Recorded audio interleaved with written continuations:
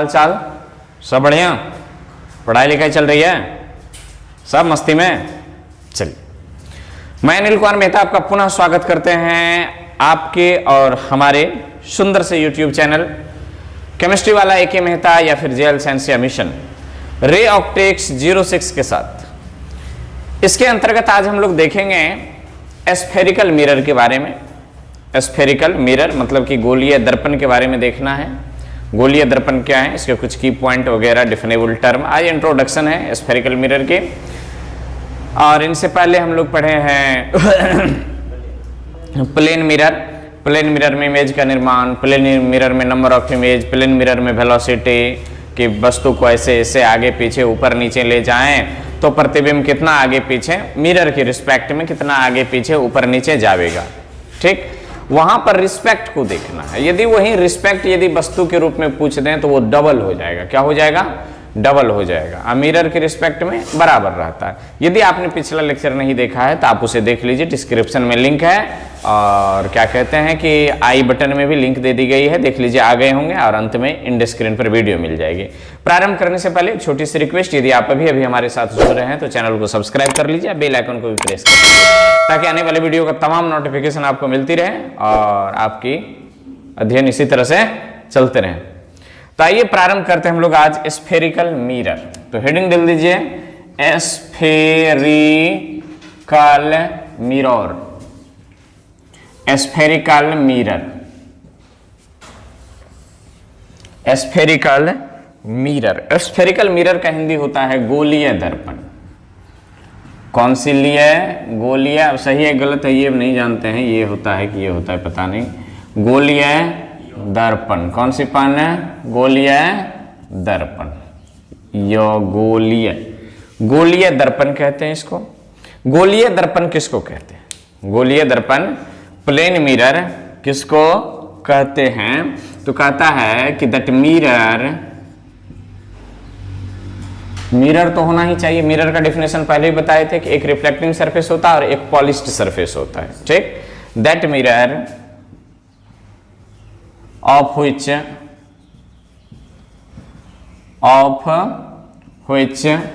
reflecting surface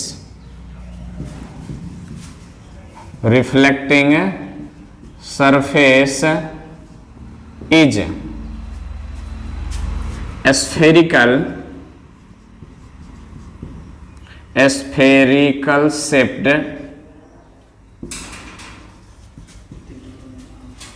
is called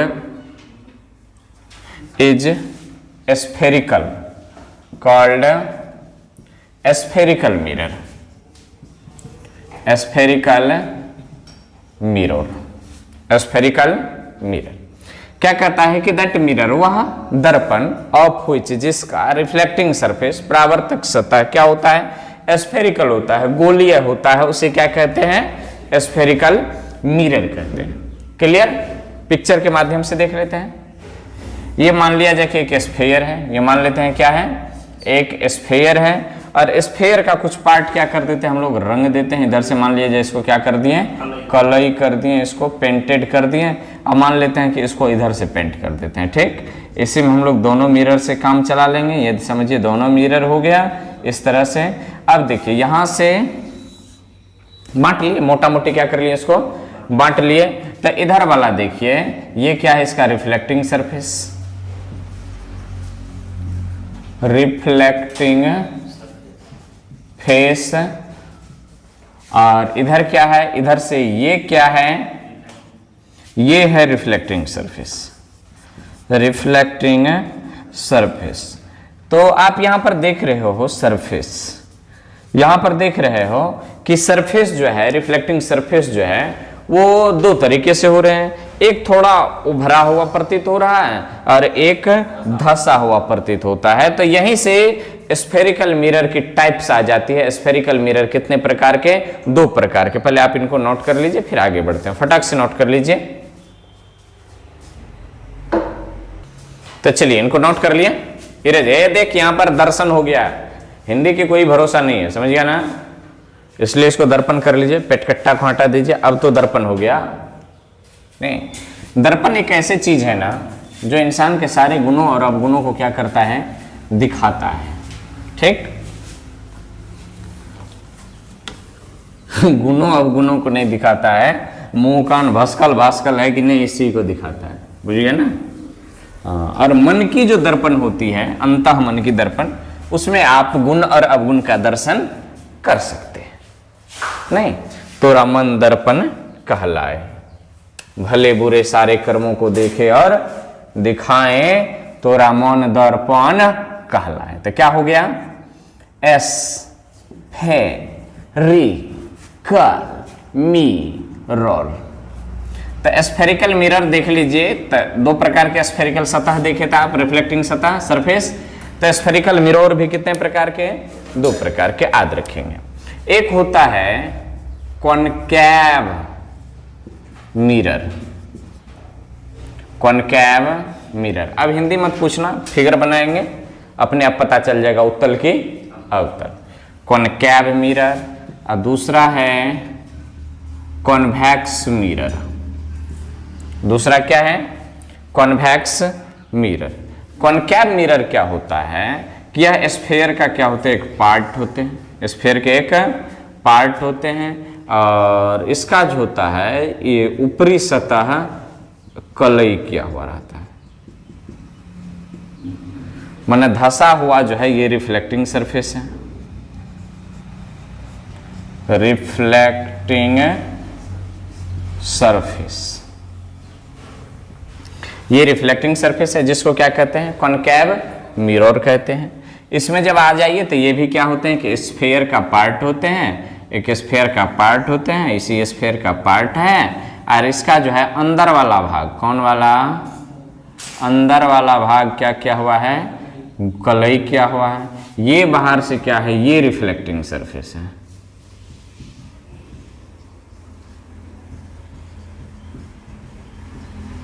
ये reflecting surface है। तो आपने देखा कॉनकैव मिरर रिफ्लेक्टिंग सरफेस धसा हुआ है, आपने देखा कॉनकैव मिरर रिफ्लेक्टिंग सरफेस उभरा हुआ है। शायद इसका नाम अवतल हो जाएगा, अवतल, अवतल दर्पण। और कॉनकैव का मतलब क्या हो जाता है, उत्तल, उत्तल कौन सी पन, दर्पण, उत्तल दर्पण। तो परिभाषा आप बचपन में भी पढ़े होंगे, नहीं, जब आपका कहरा वगैरह सीख रहे थे तब भी इसका परिभाषा जाने होंगे कि जिस दर्पण का परावर्तक सतह धसा हुआ हो उसे क्या कहते हैं, उत्तल कहते हैं, और जिसका उभरा हुआ हो उसे अवतल कहते हैं। ठीक, ओहो, जिसका धसा हुआ हो उसको अवतल कहते हैं, और जिसका उभरा हुआ हो उसको उत्तल कहते हैं। उल्टा पुल्टा हो गया, मतलब जिसका धसा हुआ हो कॉनकैव और जिसका उभरा हुआ हो कॉन्वेक्स। ठीक, अब देखिए यहां पर इसका और एक नाम होता है, इसका कन्वर्जिंग मिरर भी नाम है। मतलब एक जगह पर क्या करता है, रे को, बीम ऑफ रे को कन्वर्टेड कर देता है, मतलब संतृप्त कर देता है। तो इसको क्या कहते हैं, कन्वर्जिंग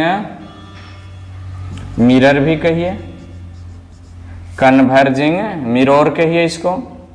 ये क्या करता है, प्रकाश को बिखेर देता है, तो इसको डायवर्जिंग मिरर कहिए, डायवर्जिंग मिरर कहिए, डायवर्जिंग मिरर। यदि फोटो के माध्यम से देखें तो ये क्या करता है कि इस पर जब कोई प्रकाश आता है, जब कोई प्रकाश आता है, कोई प्रकाश आता है, ऐसे करके आया, परावर्तन हुआ, ऐसे करके आया, परावर्तन हुआ।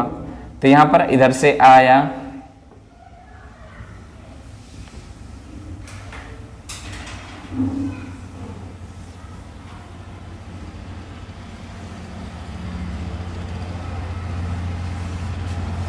इधर को आया, इधर से आया, इधर से आया, इधर को गया।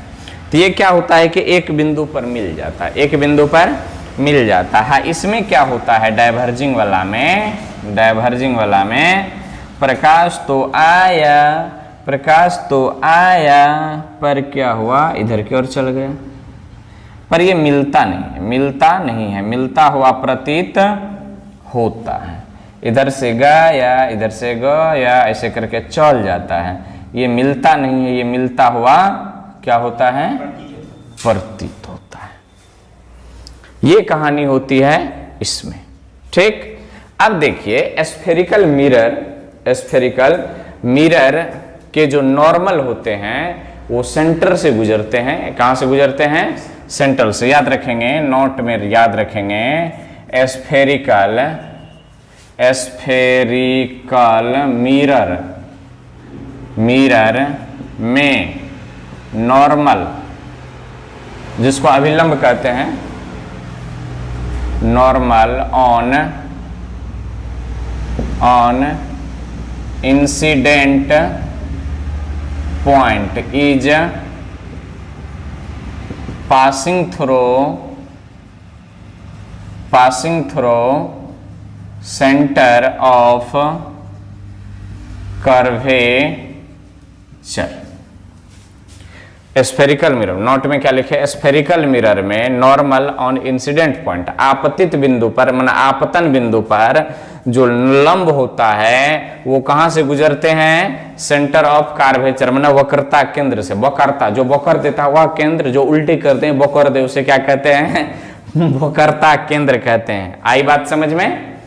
नहीं, उसको नहीं कहते हैं। देखते हैं कुछ डिफिनेशन, तो इसको नोट में लिखे हैं, याद रखना। स्फेरिकल मिरर में क्या होता है कि उसके जो नॉर्मल होते हैं, अभिलंब जिसको कहते हैं, अभिलंब किस पर होता है, इंसिडेंट पॉइंट पर, माना आपतन बिंदु पर। कौन पतन, आपतन बिंदु पर जो डाला गया लंब होता है वो कहां से गुजरता है जी, passing through the centre of curvature. Clear? तो फटाक से इनको एक बार नोट कर लियो। चलते हैं सम इंपॉर्टेंट टर्म या डिफिनेबल टर्म इन स्फेरिकल मिरर, फटाक से नोट करें। चलिए इनको मिटाते हैं और कुछ टर्म लिखते हैं। क्या लिखते हैं, टर्म्स। डिफिनेबल टर्म आप लिखिएगा, याद रखेंगे। कन्वर्जिंग मतलब एक जगह पर संक्षिप्त कर देता है, और ये क्या करता है, ये बिखेर देता है। आई बात समझ में? मिटा दें इनको। तो सम डिफिनेबल टर्म लिखिए, नहीं, use in related to spherical mirror, terms related to spherical mirror, terms related to spherical mirror, terms related to, terms related to, terms related to spherical mirror, terms related to spherical mirror, terms related to spherical mirror, मतलब कि गोलीय दर्पण से संबंधित कुछ शब्दावली या पद। सबसे पहले, कौन से पहले, सबसे पहला नंबर जो होता है वो सेंटर ऑफ कर्वेचर, हिंदी होता है, लिख लेंगे वक्रता त्रिज्या, वक्रता केंद्र। हिंदी क्या होता है, सेंटर ऑफ कर्वेचर, माने वक्रता केंद्र। इसको प्रायः किससे दिखाते हैं, सी से। साथ में आप सिंबल भी लिखते जाएंगे किससे दिखाते हैं। तो आप डिफिनेशन लिखिए, मैं बोल रहा हूं ताकि आप जान भी जाएं। डिफिनेशन लिखिए, गोलीय दर्पण, गोलीय दर्पण जिस गोले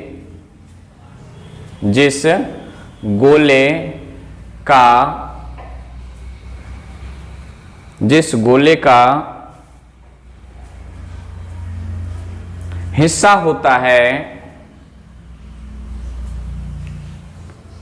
होता है, उस गोले के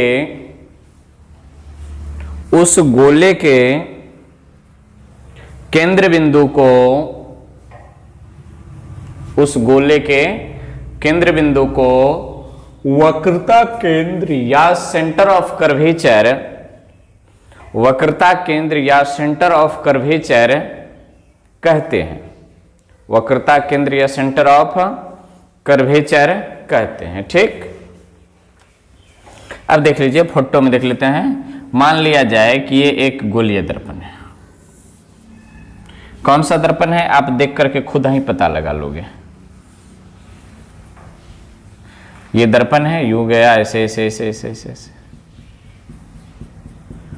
सोच सकते हो कि परावर्तक सतह उभरा हुआ है, निश्चित ही डाइवर्जिंग मिरर है। और यहां पर देखिए इसको जब बढ़ाते हैं, बढ़ाते जाए बढ़ाते जाए बढ़ाते जाए बढ़ाते जाए ऐसे करके, इसको अलग पेन से बढ़ाते हैं तो अच्छी बात रहेगी। इसको जब बढ़ाते जाएं ऐसे करके बढ़ाते जाएं बढ़ाते जाएं बढ़ाते जाएं बढ़ाते जाएं तो एक गोला का रूप लेगा। ये एक क्या बन गया, एक गोला बन गया। इस गोला का एगो केंद्र होगा, नहीं इस केंद्र का क्या नाम होगा, सी। इसी केंद्र का क्या कहते हैं, सेंटर ऑफ कर्वेचर। लगता है चार्ज हुए, नहीं जी, सेंटर ऑफ कर्वेचर। बात समझ में आ रही है? तभी से नरम नरम बोल रहे हैं, तो क्या समझते हो? इधर देखिए, फिर से एगो फेनो से फेनो से एगो क्या करते हैं, मिरर बना लेते हैं। फेनो से एगो मिरर बनाइएगा, धीरे धीरे मिरर बनाते जाइएगा जजमान, ठीक। धीरे धीरे मिरर बनाते जाइएगा जजमान, जजमान धीरे धीरे मिरर बनाते जाइएगा जजमान, जजमान। चलिए इसको हटाते हैं, इधर से इसको कलई कर देते हैं, बाहर वाला भाग से कलई कर दिए हैं। तब बउआ देख करके तो समझ ही ना जाओगे कौन सा मिरर है, समझ में आ ही रहा है ना। इसको क्या कीजिए, एक कंप्लीट गोला बनाइए। क्या बनाइए, कंप्लीट गोला बन जा बन जा बन जा बन जा। ये इधर बढ़ गया, इधर बढ़ गया, इधर बढ़ गया। झुको झुको झुको झुको झुको झुको झुको झुको झुको झुको झुको। हाँ यहाँ यला जे बन गया। ये बहुआ रे, इसका क्या होगा, ये केंद्र बिंदु जो है सी है, इसी को क्या कहते हैं, centre of curvature. Centre of curvature. ये कौन सी मिरर है, तो ये देखिए कॉन्वेक्स मिरर, कॉन्वेक्स मिरर है। और ये क्या है, ये कॉनकैव मिरर है, कॉनकैव मिरर है। मतलब क्या, ये डाइवर्जिंग मिरर है और ये कन्वर्जिंग मिरर है। तो आपने देखा centre of curvature, centre of curvature. चलिए दूसरा नंबर लिखते हैं, radius of curvature. Radius of curvature, radius of curvature. Radius of curvature को किससे दिखाएंगे, आर से दिखाएंगे, याद रखना। रेडियस ऑफ कर्वेचर को क्या कहते हैं, आर कहते हैं। तो लिखिए, डिफिनेशन लिखेंगे रेडियस ऑफ कर्वेचर का। इसको हम लोग वक्रता त्रिज्या कहते हैं। क्या कहते हैं, वक्रता त्रिज्या, वक्रता त्रिज्या कहते हैं, वक्रता त्रिज्या। वक्र की त्रिज्या, ये वक्र सरफेस है इसलिए नाम क्या पड़ गया, वक्रता त्रिज्या। लिखें तो लिखो, वक्रता केंद्र, वक्रता केंद्र से दर्पण के सतह, वक्रता केंद्र से दर्पण के सतह तक की दूरी को वक्रता त्रिज्या, वक्रता त्रिज्या कहते हैं। वक्रता केंद्र से दर्पण की सतह तक की दूरी को क्या कहते हैं, वक्रता त्रिज्या कहते हैं। इसको और क्या कह सकते हैं डिफिनेशन में, जैसे आप डिफाइन कीजिए, कोई किसी तरह से डिफाइन कर दे, गलत होने की कोई संभावना है ही नहीं। क्या कह सकते हैं कि गोलीय दर्पण, जिस गोले के अंश होते हैं उस गोले की त्रिज्या को वक्रता त्रिज्या कहते हैं। तो माने गोले की त्रिज्या कहिए या वक्रता केंद्र से सरफेस तक की दूरी कहिए, वो क्या होता है, वो क्या होता है, हमेशा वो हमेशा रेडियस ऑफ कर्वेचर होता है। इसके संबंध में एक चीज और जान लीजिए, रेडियस ऑफ कर्वेचर जो होता है वो हमेशा सतह पर नॉर्मल होता है। क्या होता है, नॉर्मल होता है। माने जो रेखा वक्रता केंद्र से गुजर जाए, जो रेखा वक्रता केंद्र से गुजर जाए वो दर्पण के सतह पर कताक डिग्री का कोण बनाएगा, कताक डिग्री का 90 डिग्री का कोण बनाएगा। बात समझ में आई? तो यहां से इसको मिला दीजिए, यहां से इसको क्या कर दें, मिला दें। मिला दिया इसको, तो यही क्या कहला जाएगा, यहां से ये तक की दूरी जो क्या कहला जाएगी, और यहां से ये तक की दूरी ये आर। आर बोले तो वक्रता त्रिज्या, आर बोले तो वक्रता त्रिज्या, आप अलग से फोटो बनाएंगे, हाँ इसी में घिचर पिचर नहीं करेंगे, आप अलग से एक फोटो बनाइए। क्या समझते हैं आप, अलग से फोटो बनाइए। हाँ, वक्रता त्रिज्या लिखे, रेडियस ऑफ कर्वेचर, वक्रता त्रिज्या। अब तीसरा नंबर का नोट में हम तीसरा पॉइंट में लिखते हैं, तीसरा का पॉइंट होता है pole of mirror, pole of mirror, pole of mirror, pole of mirror, pole of mirror माने दर्पण के ध्रुव। हिंदी क्या होता है इसका, दर्पण के ध्रुव। इसको किससे दिखाते हैं, तो अक्सर इसको पी से दिखाते हैं, प्रायः किससे दिखाते हैं, पी से दिखाते हैं, पोल ऑफ मिरर। तो पोल ऑफ मिरर किसको कहेंगे, जरा लिखिए pole of mirror, pole of mirror लिखो। गोलीय दर्पण के, गोलीय दर्पण के मध्य बिंदु, गोलीय दर्पण के मध्य बिंदु को, गोलीय दर्पण के मध्य बिंदु को क्या कहते हैं, दर्पण का ध्रुव। गोलीय दर्पण के मध्य बिंदु को दर्पण का ध्रुव, दर्पण का ध्रुव कहते हैं। जैसे यहां पर देखिए दर्पण के ध्रुव में एक फोटो बनाते हैं, ये देख लिया, ये बहुआ, ये देखिए, ये इसका दर्पण का क्या है, ये मिड पॉइंट है, इसको क्या कहते हैं, पोल कहते हैं। तो ये क्या है, पोल माने दर्पण का ध्रुव। दर्पण का जो मध्य बिंदु होगा वो क्या कहलाएगा, दर्पण का ध्रुव कहलाएगा। फटाक से एक बार फोटो नोट कर लीजिए, तो यदि छूटा हुआ है तो फटाक से नोट कर लें। चलिए इसको नोट कर लिए, नोट कर लिए इनको। यहां पर लिखेंगे RA, रेडियस ऑफ कर्वेचर। पोल का डिफिनेशन हो गया था, ये हम हो गए। आगे बढ़ते हैं, बढ़ जाए आगे। चलिए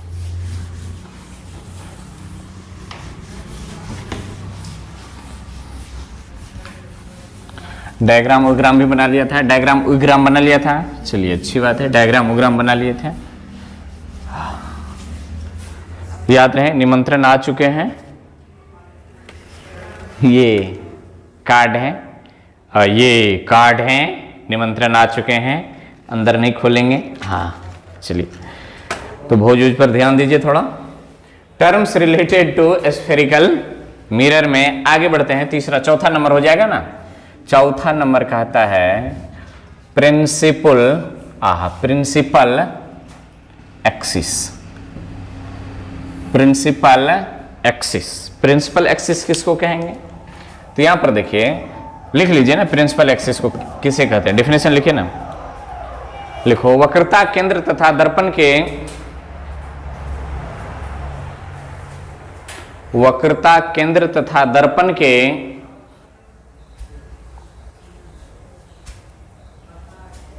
वक्रता केंद्र तथा दर्पण के ध्रुव से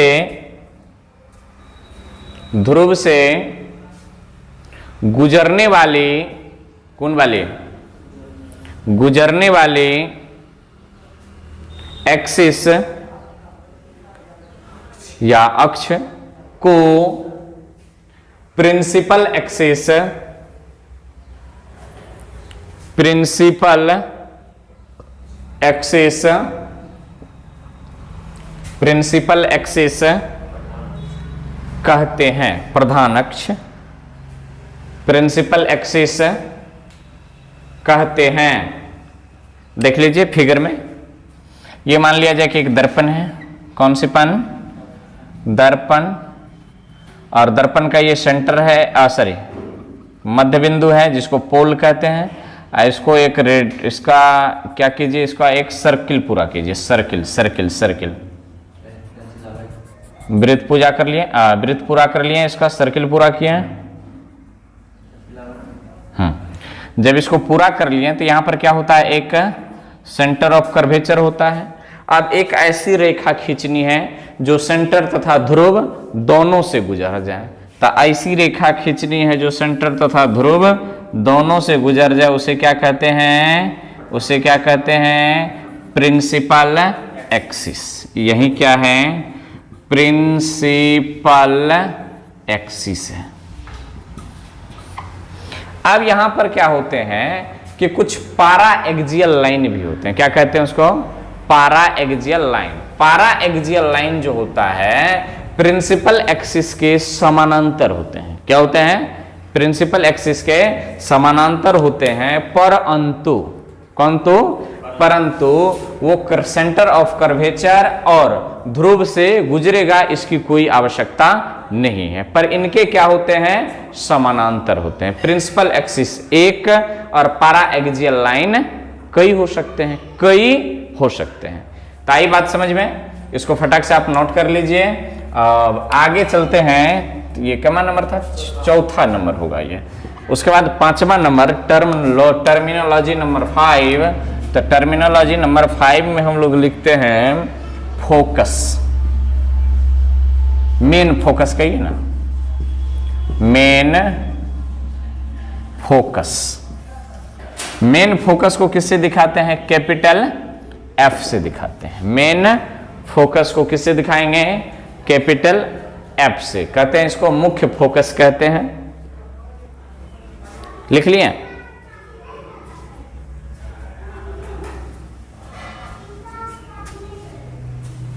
परिभाषा लिखें? लिखिए। प्रिंसिपल एक्सिस के समानांतर, प्रिंसिपल एक्सिस के समानांतर प्रिंसिपल एक्सिस के समानांतर चलने वाली किरणें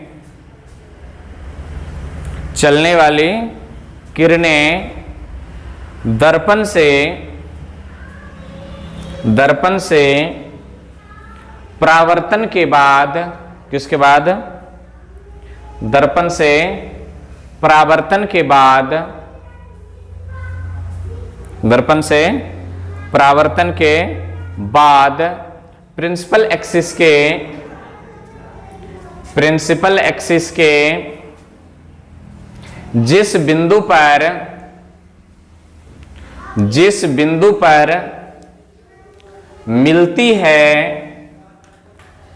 जिस बिंदु पर मिलती है या मिलती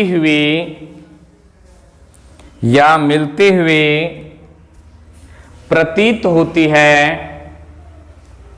मिलती है या मिलती हुई प्रतीत होती है, उसे मेन फोकस माने मुख्य फोकस कहते हैं।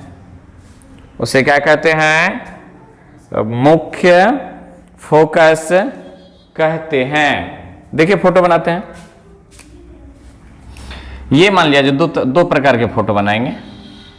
ये कौन से? मिरर, कॉनकेव मिरर, और ये कौन सी मिरर? Convex mirror.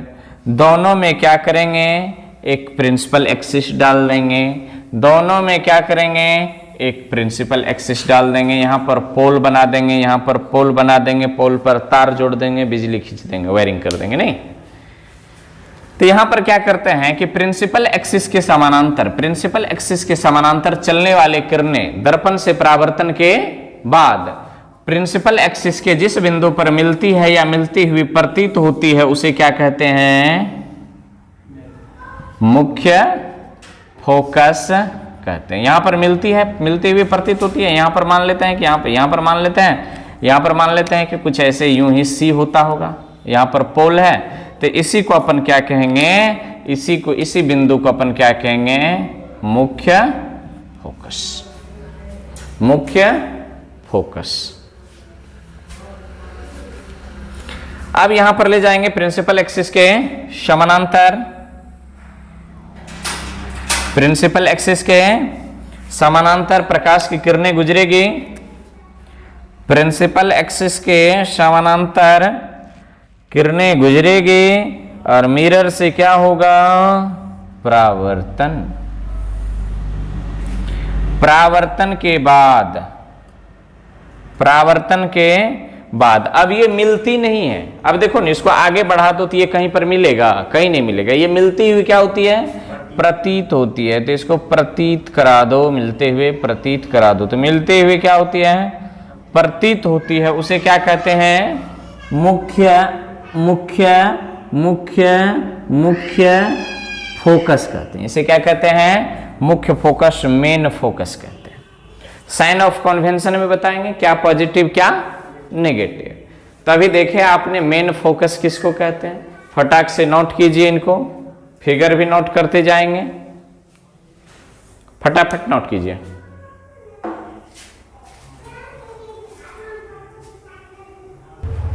मिटा दें? चलिए, तो terminology number 7, terminology number 6 terminology number 6, छठा नंबर फोकल लेंथ है। फोकल लेंथ को स्मॉल एफ से दिखाते हैं। किससे दिखाएंगे? स्मॉल एफ से दिखाएंगे। फोकल लेंथ को स्मॉल एफ से दिखाते हैं। फोकल लेंथ को किससे दिखाते हैं? स्मॉल एफ से दिखाते हैं। डेफिनेशन लिखे। डेफिनेशन तो क्या है? पोल से लेकर के मेन फोकस तक की दूरी जो कहलाती है वो क्या कहलाती है? फोकल लेंथ कहलाती है। तो लिखिए, दर्पण के ध्रुव एवं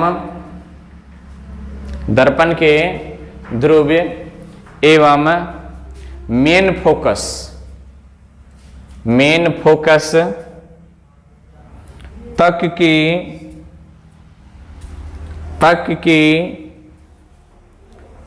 की दूरी को क्या कहते हैं?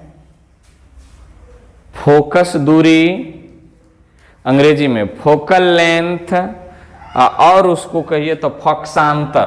क्या कहेंगे?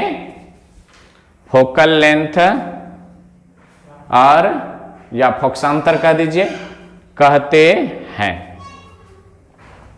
कहां से कहां तक की दूरी होगी? इसमें फिगर में देखिए या मुन्ना, ये देख रहे, यहां से लेकर के यहां तक की जो दूरी होगी वो क्या कहलाएगी? ये एफ कहलाएगी। यहां से यहां तक की दूरी एफ, यहां से यहां तक की दूरी एफ, स्मॉल एफ। नोट कर लिए? कर लिया नोट? चलिए अगला नंबर, 7वां नंबर। क्या नंबर होगा? 7वां number focal plane. Focal plane, focal plane मतलब फोकस तल। क्या कहते हैं इसको? फोकस तल, तल फोकल प्लेन। रे डायग्राम आप जितने भी बनाएंगे आप अपने पास क्या रखिए? पेन रखिए, पेंसिल रखिए, इत्यादि वगैरह वगैरह से बनाइए। क्या लिखें? Focal plane. परिभाषा लिखो पहले।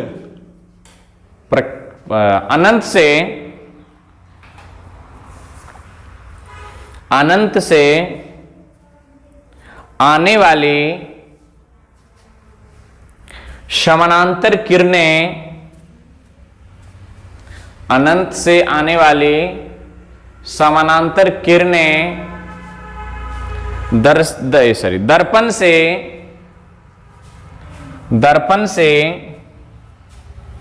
परावर्तन के बाद जिस तल में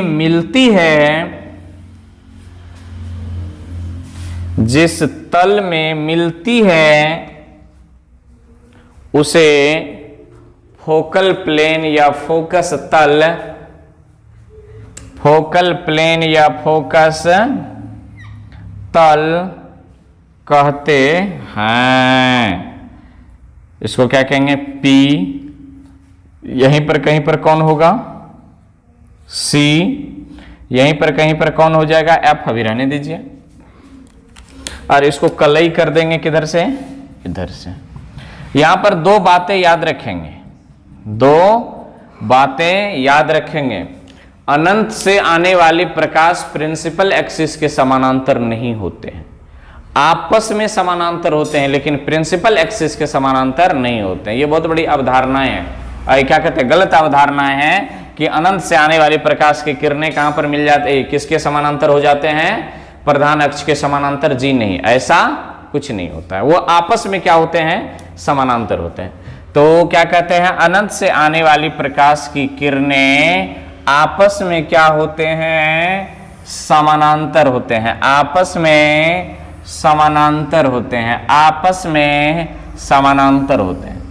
अनंत से आने वाली किरणें परावर्तन के बाद जिस तल में मिलती है उस तल को क्या कहते हैं, उस तल को क्या कहते, उस तल को फोकस तल कहते हैं।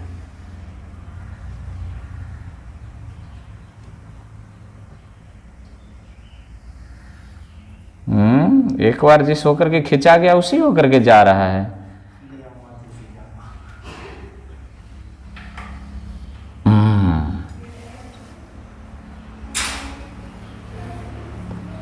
इस तल में मिला है,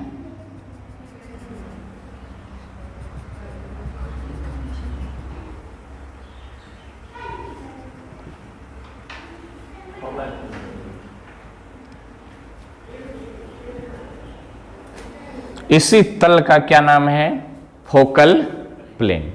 याद रखेंगे, अनंत से आने वाली प्रकाश की किरणें प्रिंसिपल एक्सिस के समानांतर नहीं बल्कि वे आपस में समानांतर होते हैं, वे आपस में समानांतर होते हैं। याद रखना, अनंत से आने वाले प्रकाश की किरणें फोकस पर नहीं फोकल तल में मिलती है, फोकस पर नहीं फोकल तल में मिलती है। मतलब जिस तल में फोकस है ना उसी तल में ये आकर के मिलेंगे, ये एग्जैक्ट फोकस पर आकर के नहीं मिलते हैं। एग्जैक्ट फोकस पर कौन मिलता है, जो प्रिंसिपल एक्सिस के समानांतर चलने वाली किरणें होती है वो। तो क्या यहां पर बात करेंगे कि याद रखना, कहीं पर कॉपचा उपचा में लिख लीजिए, अनंत से आने वाली प्रकाश की किरणें प्रधान अक्ष के नहीं बल्कि आपस में समानांतर होते हैं। दूसरी बात, क्या कहते हैं, अनंत से आने वाली किरणें परावर्तन के बाद फोकस पर नहीं फोकल तल में मिलती है। आई बात समझ में, दो बात को याद रखेंगे। अब एक छोटी सी बात रह जाती है, नहीं, मिरर की aperture, aperture of mirror, aperture of mirror. तो क्या कहते हैं, लिख लीजिए, aperture of mirror, aperture of mirror. Aperture of mirror क्या होता है, दर्पण का द्वारक, दर्पण का द्वारक। तो दर्पण के जितने भी क्या होते हैं कि वो एक तरह से समझिए ना कि एक रेडियस टाइप का ही होता है। दर्पण का द्वारक क्या होता है, एक रेडियस जैसी होती है। अब मान लिया जाए कि ये आप तो ऐसे करके बना लेते हो ना, ऐसे करके तो मिरर बना लिया, क्या वास्तव में ये ऐसे है, नहीं। आपके घर में कटोरा होंगे, कटोरा देखे हैं, तो जस्ट मिरर जो होते हैं वो किसके जैसे होते हैं, कटोरे के जैसे होते हैं। पर ये मिरर यहाँ पर इतनी छोटी मिरर है और ये तो ज्यादा कर्व है। आपके घर में या मोटरसाइकिल वगैरह में देखे होंगे जो मिरर लगे होते हैं वो बहुत अधिक आपको उभरा हुआ प्रतीत नहीं होगा। कहिए क्यों, कहिए क्यों? वो गाड़ी के हेडलाइट वगैरह में जो लगी हुई मिरर है वो अधिक उभरा हुआ या धंसा हुआ प्रतीत क्यों नहीं होता है? क्योंकि वे मिरर उस गोले के पार्ट है जिसका त्रिज्या बहुत बड़ा था, जिसका त्रिज्या बहुत बड़ा था, उसमें से छोटा सा पार्ट काट लिया। अब जरा सोचो, यहां पर देखो, इतना बड़ा गोला हो, कितना बड़ा गोला हो, मान लेते हैं इतना बड़ा गोला हो, यहां पर गौर करना है। इनमें से हम इतने गो का पार्ट काटते हैं। देखो इधर गोला कितने बड़े हैं, इतने बड़े हैं। इनमें से कितना बड़ा पार्ट काटे, इतना बड़ा पार्ट काट लिया और इसको इधर से कलई कर देते हैं। क्या इसको जब काट करके आप बाहर लाओगे, काट करके जब आप बाहर लाओगे, क्या आपको ये स्फेरिकल मिरर प्रतीत होता है? गौर करेंगे इधर, क्या ये स्फेरिकल मिरर प्रतीत होता है? नहीं। तो ये आप जो स्फेरिकल मिरर कहीं पर देखते भी हैं और आपको स्फेयर जैसे नहीं लगता है, क्योंकि वो स्फेयर का स्फेयर थोड़ा ही है, स्फेयर का एक पार्ट है। स्फेयर का क्या है? एक पार्ट है। अब वो पार्ट कितना बड़ा है, वो पार्ट कितना बड़ा है, वो पार्ट ही क्या कहलाती है, एपर्चर ऑफ मिरर। आई बात समझ में, एपर्चर ऑफ मिरर। तो वास्तव में ये ऐसे नहीं होते हैं, वास्तव में ये जो होते हैं ये तो ऐसे करके गोलाकार है, कटोरे के समान है। ये किसके जैसे हैं, कटोरे के जैसे।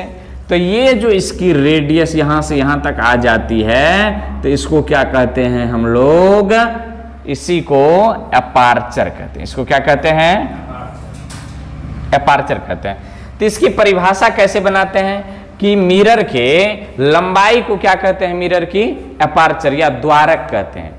बात भी हकीकत है, ये बहुत बड़ा गोला है, तो बहुत बड़ा गोला थोड़ा ही मिरर है, इसका छोटा सा पार्ट क्या है, मिरर है।